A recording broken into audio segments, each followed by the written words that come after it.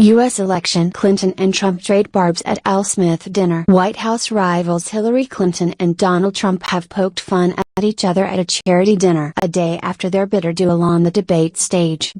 She laughed as Mr. Trump joked about her well-paid speeches and the FBI investigation into her private email.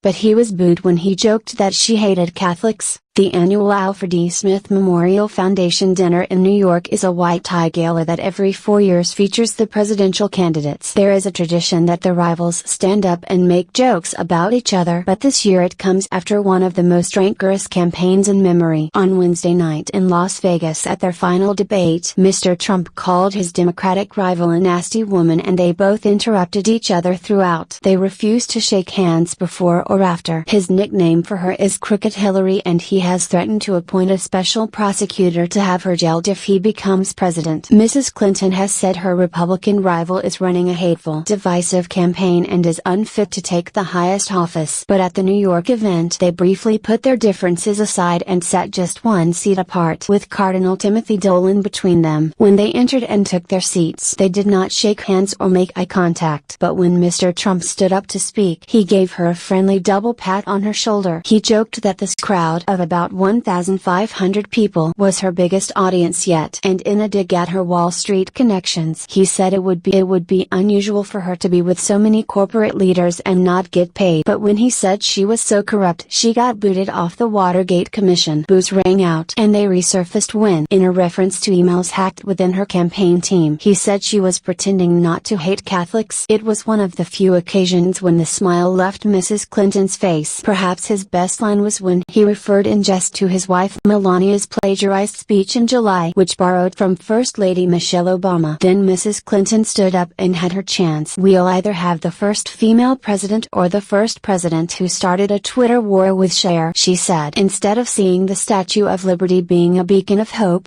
Mr. Trump rates her looks as a 4 or maybe a 5 if she loses the torch and tablet, and changes her hair. Mrs. Clinton joked,